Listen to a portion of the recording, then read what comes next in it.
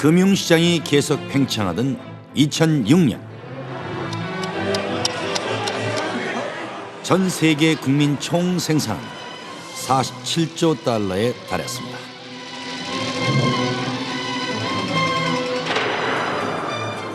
그런데 같은 해 그 2배가 넘는 119조 달러에 이른 시장이 있었습니다. 주식 채권 시장이었죠. 2006년 금융 파생 상품의 규모는 어땠을까요?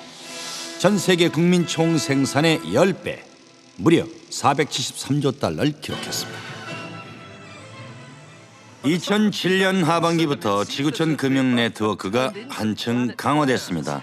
운송수단이나 통신망으로 연결된 차원을 넘어서 국제투자은행과 24시간 외환거래실이 금융 네트워크를 주도하죠.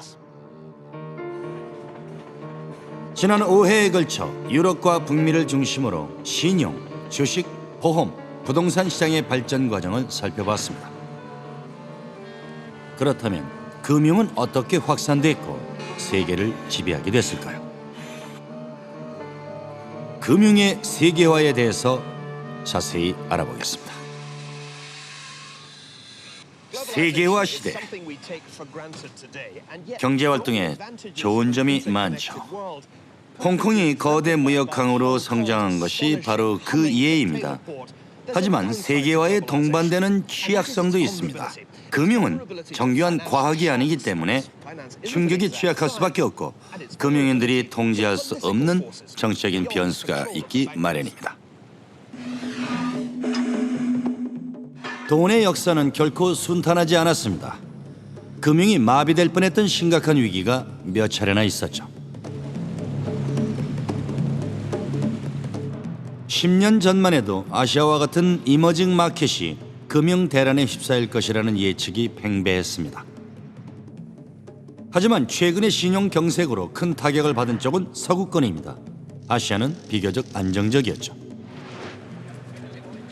세계 경제의 판도가 바뀐 데는 이유가 있습니다. 중국에 대한 미국의 자금 의존도가 높아졌기 때문인데요. 이처럼 미국과 중국이 공생하는 관계를 일컬어 차이메리카라고 합니다. 그렇다면 차이메리카가 금융 세계화 시대의 취약점을 해결할 수 있을까요? 100여 년 전 인류 역사상 최초로 금융의 세계화가 일어났지만 얼마 못 가서 전쟁으로 막을 내리게 됐죠. 오늘날 그 같은 일이 재현되지 않는다는 보장은 없습니다.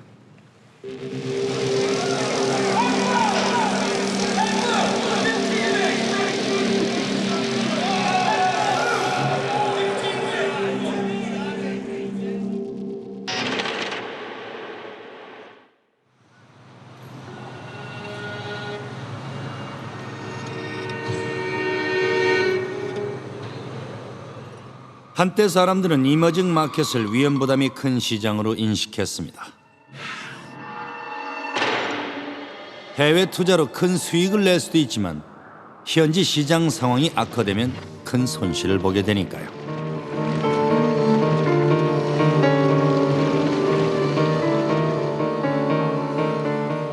최근에는 위기를 딛고 다시 떠오른다는 의미로 리 이머징 마켓이 주목받습니다.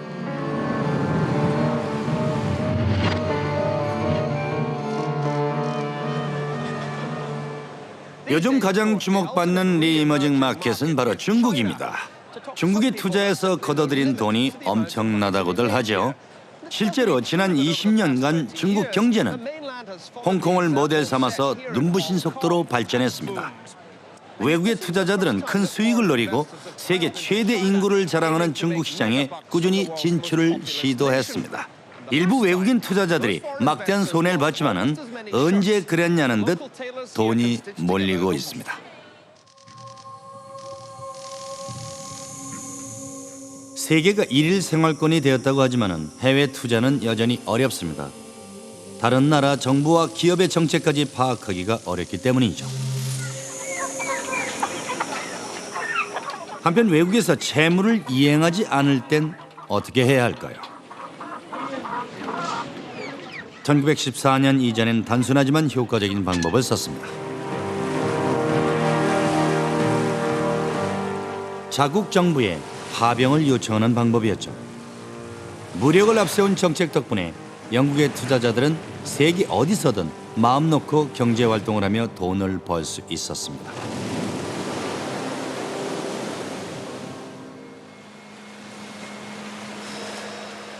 영국 해군은 총포를 동원해서 세계화 시대의 첫 장을 열었습니다.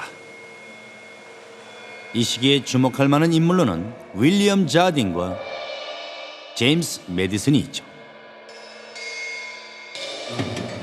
이들은 1832년 중국 남부의 광저우항에 무역회사를 설립해서 돈을 끌어모으기 시작했습니다. 주된 수입원은 마약 밀매였습니다. 영국의 식민지였던 인도에서 아편을 수입해서 중국인들에게 판매했던 것입니다.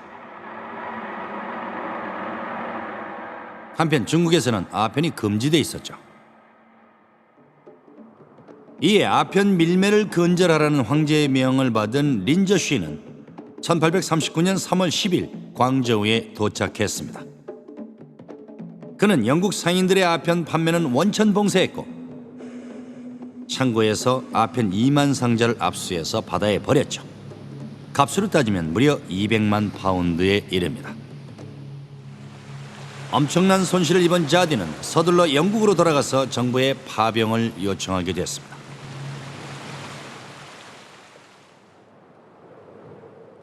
마침내 1840년 8월 23일 이곳 홍콩에 영국 군함이 상륙하게 됩니다. 중국은 아편 전쟁을 치르면서 그 기반이 크게 흔들렸죠.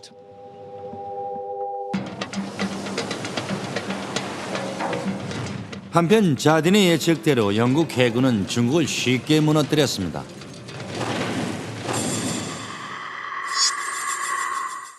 중국 남서부 지역이 영국에 넘어갔고 그와 동시에 아편 시장이 개방돼서 중독자가 급증했습니다.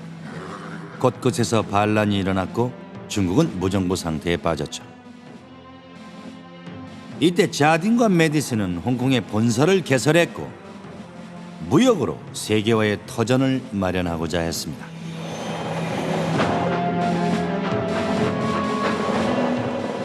(1900년경) 자딘 메디슨사는 사업을 다각화했습니다. 양조장, 면직공장, 보험회사를 설립했고 주룽에서 광저우를 잇는 철도공사에 착수했죠.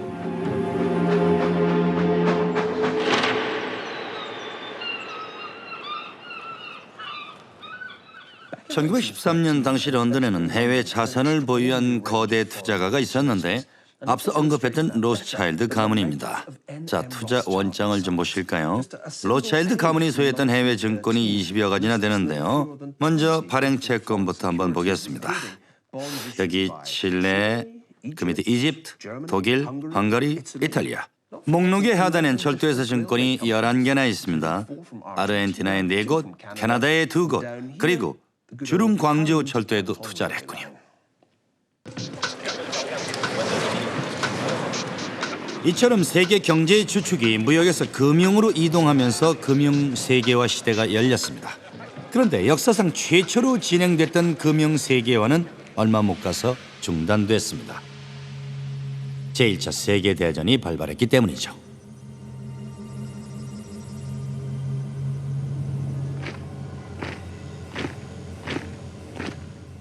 한편 1914년 6월 28일 오스트리아 제국의 후계자 프란츠 페르디난트 대공이 보스니아의 수도 사라예보에서 암살당했습니다. 사건 발생 직후 금융시장은 별다른 변동을 보이지 않았었죠. 하지만 이 사건은 세계 금융시장에 엄청난 파급 효과를 몰고 왔습니다. 투자자들은 유럽 대륙에서 전면전이 시작되리라는 사실을 뒤늦게나마 깨달았지만은 당시 세계 경제의 유동성은 이미 나빠지고 있었죠.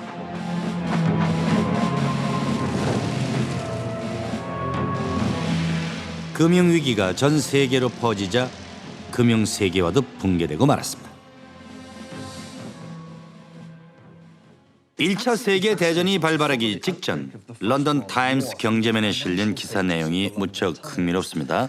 사라예보에서 황태자가 암살되고 3주가 지난 7월 22일까지 암살 사건이 경제에 심각한 영향을 주리라고는 아무도 예상하지 못했죠. 하지만 그로부터 열흘 후인 8월 1일자 기사를 한번 볼까요? 타임스지는 증권거래소가 폐장됐다고 보도했습니다. 폐장은 이듬해인 1915년 1월 4일까지 계속됐죠. 투자자들은 왜 경제가 마비될 것이라는 사실을 전쟁 직전까지 몰랐을까요? 당시 사람들은 세계가 금융혁신과 경제통합을 이루어 안정된 상태라고 착각했기 때문이었죠. 전쟁 직전까지 금융시장은 적신호가 아닌 청신호를 보였습니다. 여기서 얻을 수 있는 교훈은 무엇일까요? 한 세대에 걸쳐 구축된 안정된 체제라고 해도 단 며칠 만에 붕괴될 수 있다는 사실입니다. 그리고 1차 세계대전의 피해를 복구하는 데는 수십 년 이상이 소요됐죠.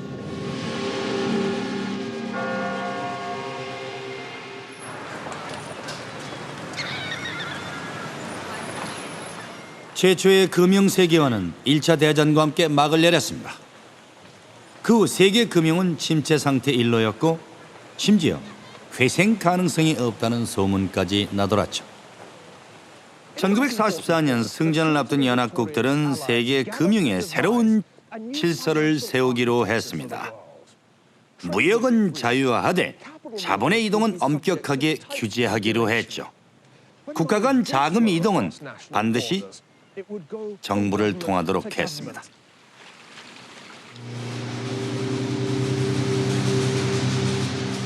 새로운 금융질서 확립과 함께 워싱턴 DC에 국제기구 두 곳이 탄생했습니다.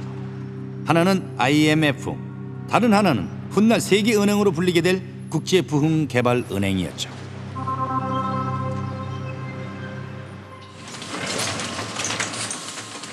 한편 1970년대부터 중동 산유국들이 엄청난 돈을 벌어들이기 시작했습니다. 이 돈을 서구 은행이 유치해서 대출에 재투자하자 국제기구들은 규제를 완화했죠. 이로써 금융세계화가 다시 열렸습니다. 은행들은 수익이 클 것으로 기대되는 지역에 오일 달러를 빌려주었습니다. 수익이 큰 만큼 위험도 크다는 사실을 알면서도 말이죠. 그 후 7년 동안 남미 지역에선 차입금이 4배로 증가했습니다. 무려 3,150억 달러를 빌렸죠. 1982년이 되자 멕시코 정부는 대외 채무를 갚을 수 없다고 선언했습니다. 얼마 후 남미 대륙 전체가 파산 위기에 내몰렸죠.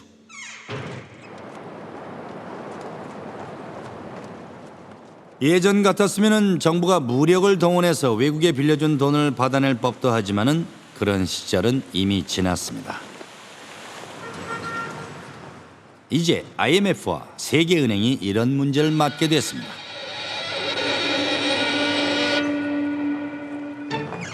물론 이 두 기관이 무력을 행사할 수는 없었죠.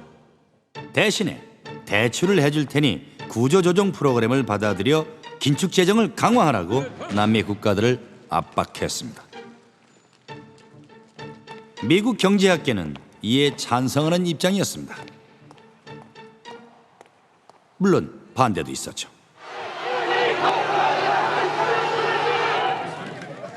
IMF와 세계은행이 설립 취지에서 벗어나는 정책을 추진한다면서 많은 비판이 쏟아졌습니다. 이들 두 기관이 제3세계 국가들의 경제 생명줄을 쥐고 있으며 독재자를 지원하고 미국 제국주의의 확산을 돕는다고들 했죠.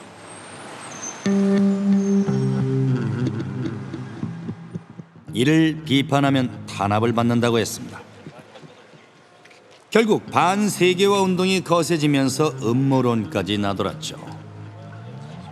에콰도르 대통령 하이메 롤도스와 파나마 대통령 오마르 토리호스가 미 제국주의에 대항하다가 암살됐다는 주장까지 제기됐습니다. 하지만 세계은행과 IMF가 제3세계 지도자들을 암살했다는 주장에는 석연치 않은 부분이 많습니다. 1970년대 에콰도르와 파나마가 미국에서 빌린 돈은 미국 전체 대출금의 0.14%에 불과했습니다. 미국 수출 시장 전체를 봐도 에콰도르와 파나마가 차지하는 것은 0.4%로 아주 미미했죠. 지도자를 암살해야 할 만큼 큰 시장은 아니었던 것입니다. IMF가 암살을 사주했다는 설은 근거가 부족합니다. 하지만 금융 세계화가 새로운 국면에 접어들면서 경제 저격수라고 불리는 금융 모델이 등장을 하죠. 치명적인 함정을 지닌 금융 상품, 바로 해치펀드입니다. 해치펀드는 무력을 동원하지 않고도 돈을 회수할 수 있다는 점이 더욱 위협적이었습니다. 게다가 자금 회수 기간도 매우 단축됐죠. 세계은행의 대출 기간은 몇 년이지만 해치펀드는 몇 주, 심지어 며칠 후에 돈을 회수할 수 있습니다. 여기에서 해치펀드계의 제왕 조지 소로스를 만나볼까요? 소로스는 헝가리 출신 유대인으로 런던에서 유학한 후에 미국으로 건너가 현재까지 뉴욕에서 활동하고 있습니다. 그는 인간의 불안전성과 금융시장의 불안정성에 대한 이론으로 유명합니다. 인간의 행동은 예기치 못한 결과를 낳기도 합니다. 다시 말해 결과가 기대치와 다를 수도 있습니다. 인간이 하는 일이란 대체로 불완전하기 마련이죠. 소로스의 재귀성 이론에 따르면 금융시장은 완벽하게 효율적이거나 이성적일 수 없습니다. 시장에서 형성되는 가격이란 비이성적인 수많은 투자자들의 무지와 편견을 반영한 것이기 때문입니다. 소로스는 사람의 기분이 들떴다가 가라앉는 것처럼 시장 역시 호황과 불황을 반복할 수밖에 없다고 봤습니다.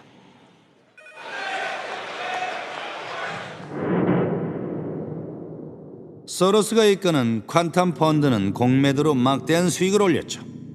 공매도란 가격 하락을 예상하고 주식을 고가로 매도한 후 가격이 떨어지면 낮은 가격에 재매수에 되갚는 방식입니다. 소로스는 하락장에서 큰 수익을 올렸습니다. 그가 하락의 승부를 걸자 영국 금융이 위기 국면에 내몰렸다는 지적이 있었죠.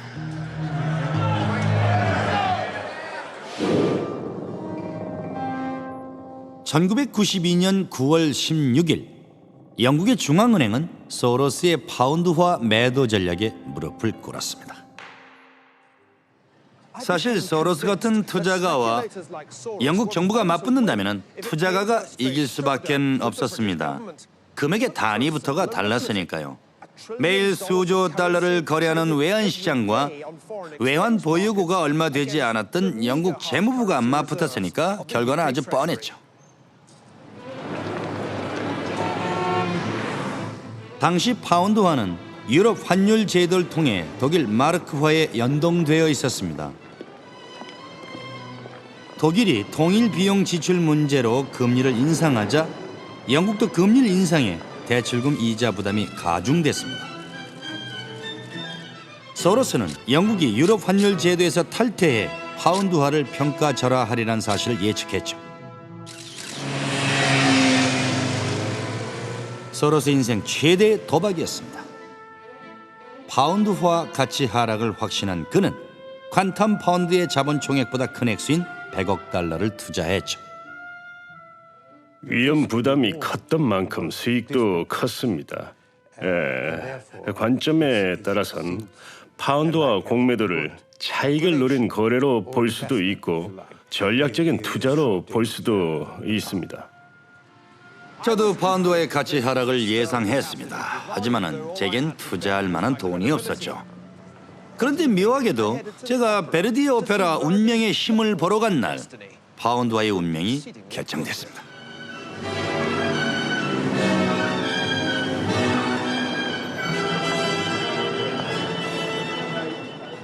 영국 재무부 장관 노먼 라몬트가 이곳 재무성 정원에서 영국이 유럽 환율 제도에서 탈퇴하겠다고 발표한 후에 파운드화는 폭락했죠.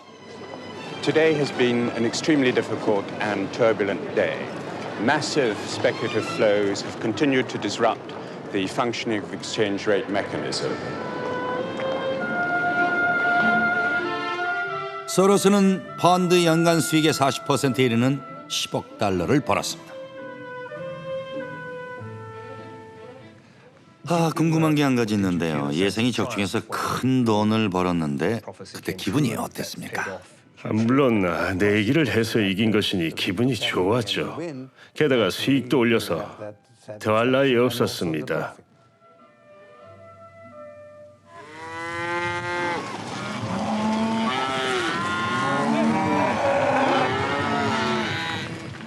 소로스는 집단 심리를 읽는 능력, 즉 직감을 강조했지만은 그 직감이 틀릴 때도 있습니다.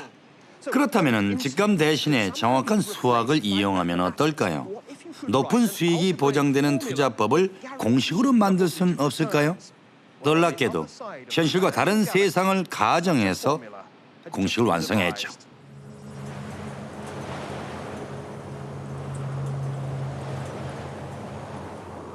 국제 교역량과 금융 거래가 늘어나면서 세계 경제의 취약성도 높아졌습니다. 한 곳에서 발생한 금융 위기는 다른 곳으로 급속히 전파됐죠.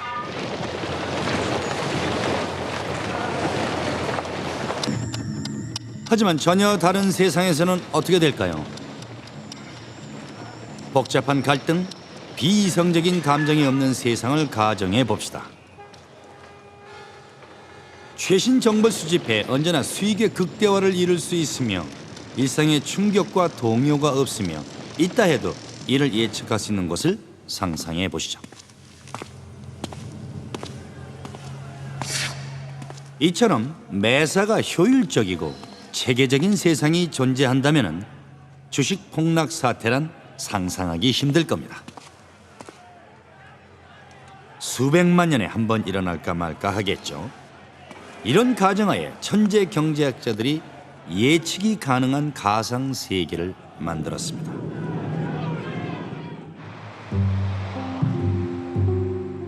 물론 현실엔 없는 것이죠. 1993년 미국 코네티컷주 그리니치의 한 사무실에서 수학 천재 두 명이 만났습니다. 미국 스탠포드 대학 교수인 마이런 숄스는 옵션 가격을 결정하는 새로운 이론을 만들었죠. 숄스와 미국 하버드 대학 교수인 로버트 머턴은 퀀츠, 즉 수리 모델에 기초한 투자 프로그램으로 돈을 버는 투자자들의 원조입니다. 이 건물 사무실에서 그들은 금융혁명을 구상했죠. 그들이 고안해낸 아이디어는 옵션 계약을 기반으로 합니다. 시중가 100달러의 주식을 예로 들어보겠습니다. 지금부터 1년 내에 주식값이 200달러로 상승한다면 이 주식을 100달러에 미리 사두는 게 이득이겠죠? 시세 차익으로 100달러를 벌 테니까요. 그리고 예상이 빗나간다고 해도 큰 손해는 없죠. 손해는 옵션을 매입한 가격에 한정됩니다. 문제는 옵션의 가격이죠. 5달러? 10달러? 답은 정교한 공식에 있습니다.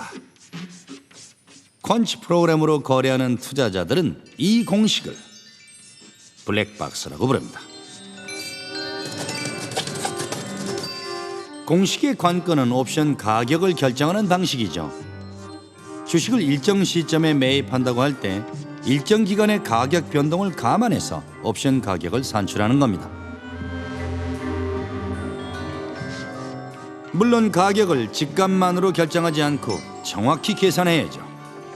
한치의 오차도 허용하지 않는 고된 작업이었습니다. 노력 끝에 머턴과 숄스는 옵션 가격을 산출하는 공식을 완성했습니다. 복잡한 수학 공식 얘기가 나오니까 잘 모르시겠다고요? 투자자들이 들으면 좋아하겠군요. 이들 입장에서는 사람들이 옵션 가격 설정에 대해 모르는 것이 더 유리하니까요. 머턴과 숄스가 주축이 된 롱텀 캐피털 매니지먼트는 정확한 예측을 기반으로 해서 장사 후 2년 동안 어마어마한 수익을 기록하며 급성장하게 됩니다. 저평가된 증권을 대량 매수한 것도 수익률에 크게 기여했죠. 직원들의 주머니가 두둑해지자 고급 승용차도 불티나게 팔렸습니다. 그런데 고수익을 유지하려면 돈을 빌려야 했습니다. 거래를 많이 하려면 자기 자본만으로는 부족했으니까요. 1997년 8월 롱텀 캐피탈의 자본은 70억 달러에 못 미쳤지만 채무 금액은 무려 1260억 달러나 됐습니다. 사정이 이쯤 되면은 산더미 같은 부채를 걱정하는 게 당연하겠죠. 하지만 숄스와 머턴은 아주 의연했습니다. 그들이 자부하는 완벽한 공식에 따르면은 위험은 제로에 가까웠으니까요. 실제로 롱텀 캐피털은 100가지에 이르는 거래 전략을 구사했습니다. 거기다 7,600가지가 넘는 금융 포지션을 취했죠. 이 중 한두 개가 잘못될 수는 있지만 수많은 거래가 동시에 잘못될 위험은 없다고 믿었던 것이죠. 롱텀 캐피털은 세계 시장을 대상으로 거래를 했지만 실제로는 미국과 유럽의 시장 옵션에 중점을 뒀습니다.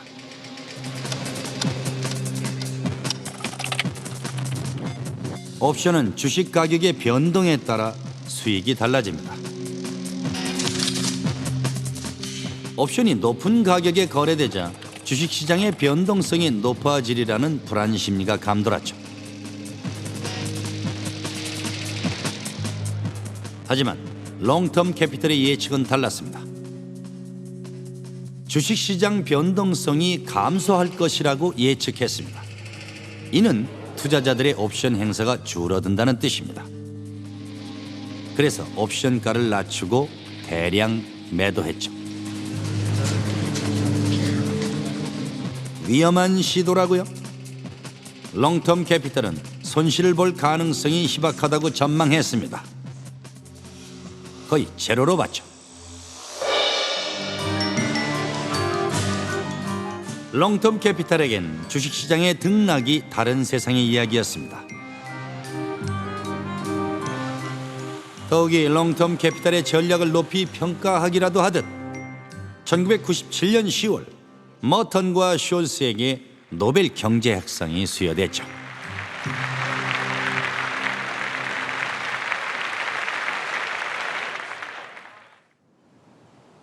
시성이 직감을 눌렀다고 봐야 할까요?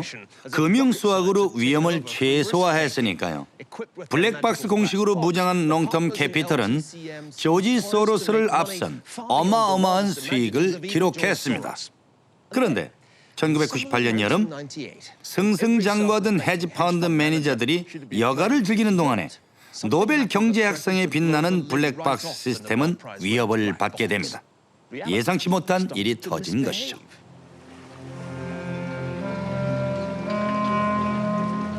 진화론엔 소행성 충돌과 같은 외계의 충격이 생물의 대량 멸종을 초래한다는 주장이 있습니다. 1998년 8월 17일 엄청난 충격이 금융계를 강타했습니다. 정확히 어디였느냐고요? 미국의 정반대편에 있는 이머징 마켓이 표적이 됐죠.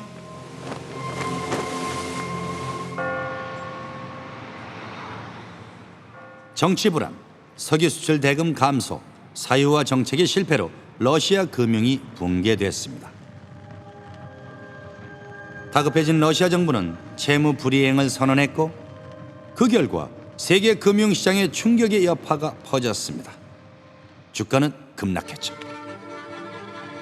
앞서 롱텀 캐피털은 변동성이 낮아 옵션 행사가 저조하리라 예측했고 옵션을 낮은 가격에 대량 매도했습니다. 그런데 변동성이 커지자 옵션 행사가 늘어 손실이 발생했죠. 롱텀 캐피털은 하루에 3,500만 달러가 넘는 손실은 없을 거라 단언했습니다. 하지만 1998년 8월 21일 단 하루 만에 총 자산의 15%인 5억 5천만 달러를 잃었습니다. 롱텀 캐피탈의 계산상으로는 도저히 불가능한 일이 일어난 것입니다. 할 말을 잃은 롱텀 캐피탈 직원들은 주식 거래판에 뜨는 어이없는 숫자를 응시하면서 눈을 의심했지만은 엄연한 현실이었습니다. 열흘 만에 회사의 자산 가치는 45%까지 추락했죠. 구제 금융 없이는 회생할 수 없는 상태였습니다. 재력으로 따지면은 조지 소로스만한 사람이 없었죠. 하지만 금융공학을 굳게 믿은 롱텀 캐피털이 비이성적인 재규성 이론을 세운 소로스에게 구제를 요청하기가 자존심이 좀 상했겠죠. 롱텀 캐피털과 논의할 당시의 분위기는 어땠습니까?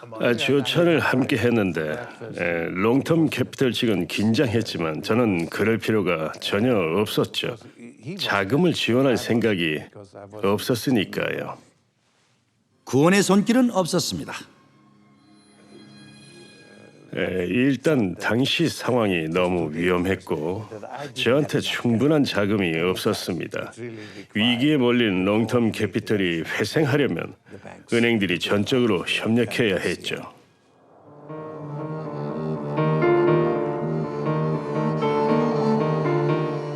이 사태가 금융권 연쇄 파산으로 확산될 것을 우려한 뉴욕 연방준비은행은 미국 월가의 14개 은행을 동원해서 롱텀 캐피탈에 긴급 자금 수십억 달러를 지원했습니다. 그렇다면 왜 정확한 통계로 무장한 롱텀 캐피탈은 예측이 빗나간 걸까요? 소로스는 건지한데 말이죠.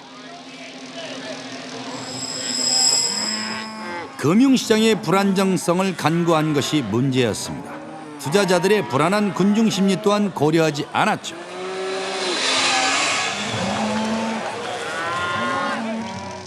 문제는 더 있습니다. 롱텀 캐피털은 90년대 이후 5년 동안의 주식시장 자료에 근거해 예측을 했죠. 그런데 1987년에 있었던 주식 대폭락 사태를 자료에 포함시키지 않았습니다. 1917년 러시아 혁명 후에 일어났던 금융위기도 자료에서 배제했죠. 극단적으로 말하면 이들은 수학엔 능했지만 역사에는 무지했습니다. 또한 이론 자체는 완벽했지만 현실을 너무 쉽게 생각했던 것입니다. 결국 롱텀 캐피털의 롱텀, 즉 장기간이란 말이 무색하게 단기간에 몰락했죠. 그렇다면 이와 같은 금융위기가 재발한다면 어떻게 될까요? 그동안 헤지펀드의 수도 늘었고 규모도 커졌으니 금융구제가 가능할지도 모르죠. 어쨌든 막대한 자금을 축적한 나라를 찾아서 지구 반대편으로 떠나보겠습니다.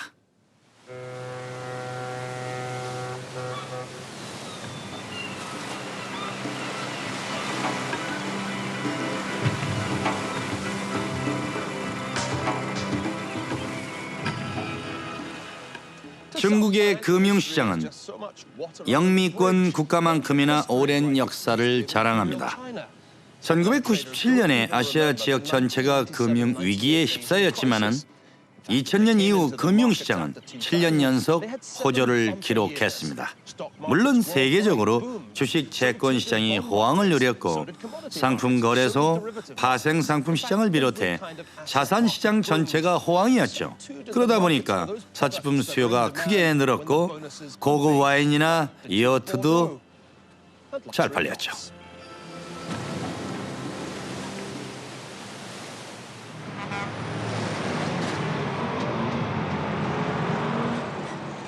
그런데 이러한 호황의 이면엔 의문이 남습니다. 이율이 상승하고 무역 불균형과 정치 변동이 심화됐는데도 주가는 급등했죠. 이런 모순 속에서 중국의 한 도시는 급성장을 이뤘습니다.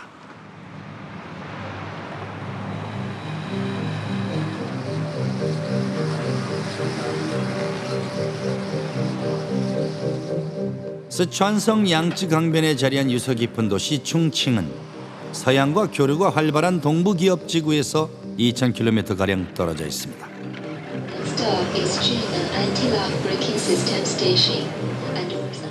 하지만 충칭의 경제 성장 속도는 무척 빠릅니다.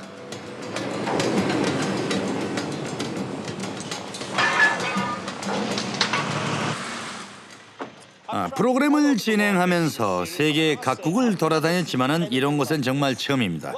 세상에서 가장 빠른 경제 성장을 보이고 있는데요. 지금도 공사가 진행 중입니다. 저쪽에서는 교량을 건설하고 있군요. 30개가 넘는 교량을 세우고 있으며 또 저편에선 철도 공사가 한창이죠. 6개월 전까지만 해도 이곳은 농지였습니다. 공사를 마치면 수백만 제곱미터의 땅에 건물이 들어서게 될 테죠. 정부는 충칭을 중국 서부의 금융 중심지로 육성할 계획이라고 하는데요. 머지않아 이곳은 세계 금융의 중심이 되겠군요. 현재 중국엔 백만장자가 34만 5천 명이 넘으며 억만장자도 100명 이상이라고 하는군요. 한때 외세의 압박을 받기도 했지만은 최근에 중국은 단기간에 눈부신 경제 성장을 이룩하며 이머징 마켓에 불어닥친 금융 위기를 피할 수 있었죠. 중국에 뚜렷한 금융 위기가 없었던 이유는 투자 자금을 해외에서 지원받지 않고 자국 내 저축에서 조달했기 때문입니다. 해외 자금을 동원해 투자를 하기도 했지만은 공장처럼 유동화가 어려운 직접 투자 형태가 아주 많았죠. 또한 중국은 막대한 저축 예금을 기반으로 금융 세계화의 흐름을 뒤바꿨습니다. 과거에 영미권에서 아시아에 차관을 제공했다면 이제는 중국이 부유한 나라 미국에 돈을 빌려주고 있습니다. 이처럼 중국과 미국의 기이한 경제적 공생관계를 일컬어 차이메리카라고 부릅니다.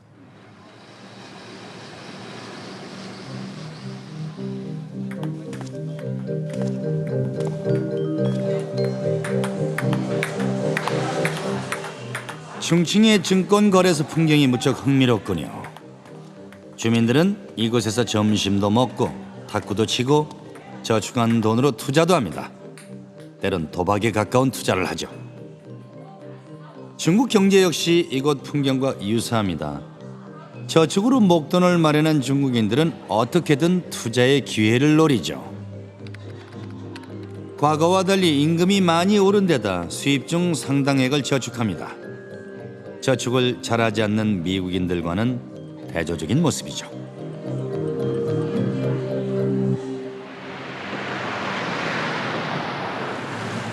이 어마어마한 예금은 기존의 자본 흐름을 바꿔놓기에 충분했습니다. 거대한 자본은 이제 중국에서 미국으로 물밀듯 흘러들고 있습니다.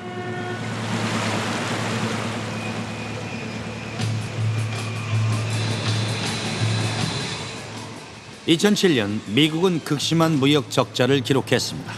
무려 8천억 달러를 세계 각국에서 빌려야 했죠.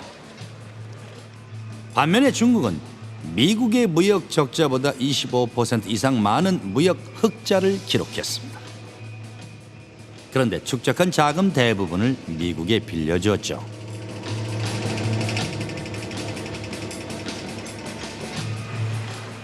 이제는 중국이 미국의 살림미천을 대주는 상황이 된 것입니다.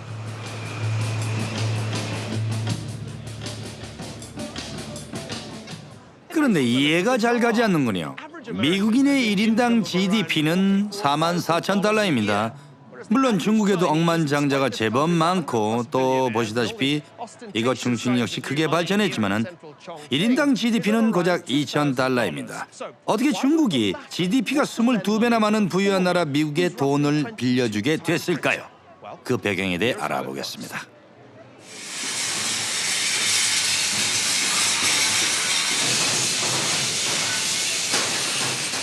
중국은 값싼 노동력을 바탕으로 제품을 대량 생산해 소비 천국인 미국에 수출했습니다.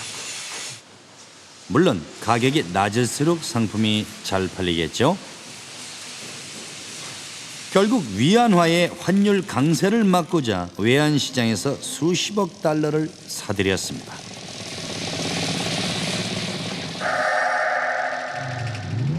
한동안은 이러한 전략이 미국에 유익했죠.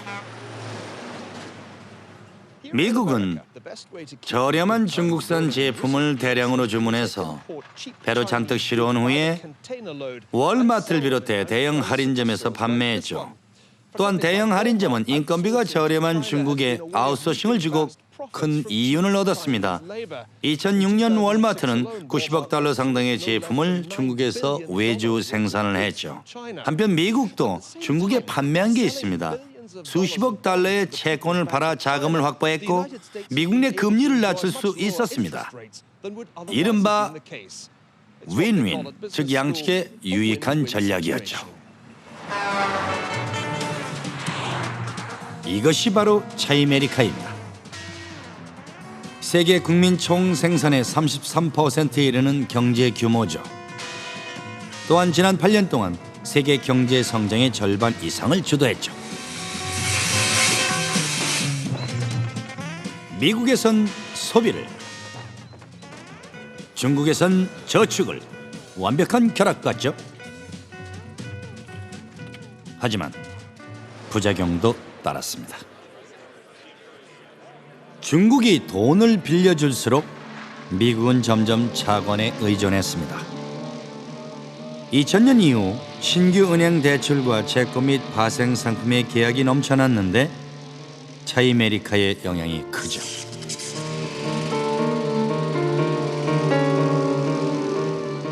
(2006년) 미국의 모기지 시장에선 엄청난 자금이 시중에 풀렸습니다.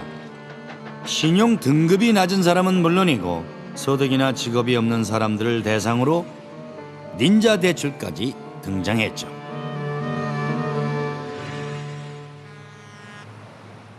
(2007년) 서브프라임 모기지 사태는 어느 정도 예측이 가능했습니다.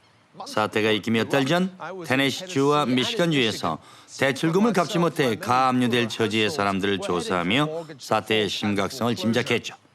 하지만 미국의 금융시장에서 이머징 마켓에 불과했던 서브프라임 모기지가 전 세계 금융위기로 확산되리라고는 누구도 상상하기 힘들었습니다.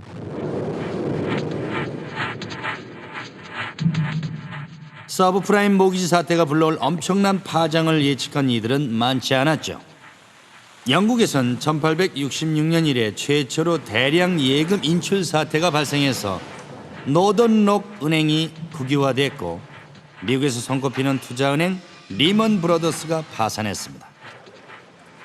또한 은행들이 줄줄이 적자를 내면서 손실 규모가 천문학적인 단계에 이르렀고 은행 간 대출이 불가능해졌죠. 결국 미국 재무부는 7천억 달러 규모에 이르는 금융구제 법안을 내놓았습니다.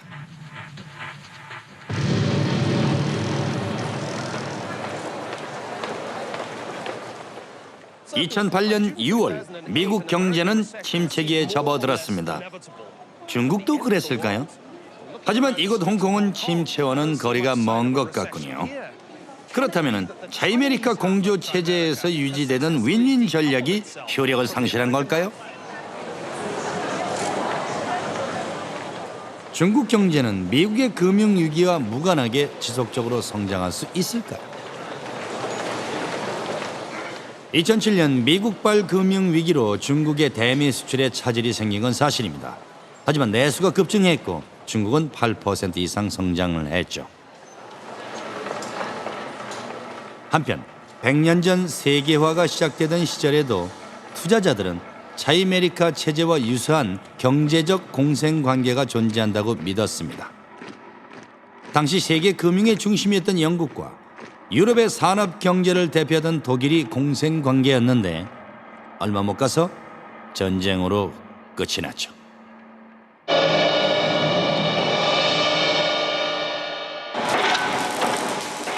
(1914년) 영국과 독일이 그랬던 것처럼 미국과 중국도 공생과 경쟁을 반복하다 대립할 수 있습니다. 국내 총 생산을 놓고 볼 때 빠르면 2027년에 중국이 미국을 앞선다는 예측이 나왔죠. 그럴 경우 미국의 제조업체는 전부 공장문을 닫아야 한다며 자유무역을 비판하는 견해도 있었습니다. 미국의 경기 침체가 심화될수록 비판의 소리도 높아지겠죠. 주가가 급락하는 광경을 지켜볼 때면 1차 세계대전 당시와 같은 금융위기가 재현되는 건 아닐까 하는 그런 의문이 들기도 합니다. 해답은 미국과 중국의 대립 구도에 따라 달라지겠죠. 무역 마찰이나 대만이나 티베트와의 마찰 등 분쟁의 소지는 충분합니다. 시작은 선의의 경쟁이었다 하더라도 중국이 돌연 미국의 자금 공급을 중단한다면 경제 전쟁이란 큰 혼란이 일어날 수밖에 없죠. 차이메리카 체제의 본질은 혼란 그 자체일지도 모릅니다.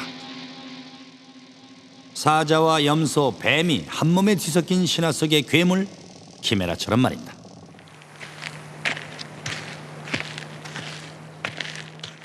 미국과 중국의 분쟁이 기우에 불과할 수도 있지만은 현 경제계를 이끄는 사람들이라면 인류 역사를 통틀어 안정과 번영이 영원한 시대는 없었음을 명심해야 합니다. 지금은 눈에 보이지 않지만 어느 날 위기가 수면 위로 떠오를지도 모릅니다.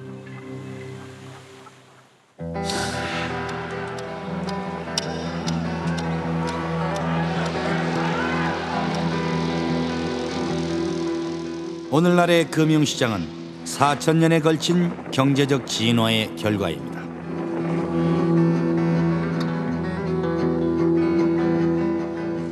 하지만 지구촌 금융시장은 여전히 불안합니다. 호황과 불황, 비이성적인 과열과 침체를 반복하고 있죠. 어찌 보면은 체제가 너무 복잡해서 위기에 취약한 것일 수도 있습니다. 4,000년 전 고대 메소포타미아에서 오늘날 중국에 이르기까지 돈은 인류의 진보에 큰 몫을 했죠. 금융의 혁신은 세상을 연결하고 통합했습니다. 금융이 없었다면 인류는 농경사회에서 벗어나지 못했을 수도 있죠. 하지만 금융은 인간 본성의 테두리 안에서 움직입니다. 금융공학으로도 설명할 수 없는 것이 바로 인간이죠. 인간은 위험을 과소평가하는 경향이 강하고 기분이 들떴다 어느새 가라앉는가 하면은 역사적 교훈을 쉽게 망각하기도 합니다. 인간의 감성을 대표하는 사랑에 있어서도 기복이 심하듯 인간이 개척한 금융사에도 굴곡은 있기 마련이죠. 인간의 환상이 빚어낸 차이메리카 역시 그 굴곡을 피할 수는 없습니다.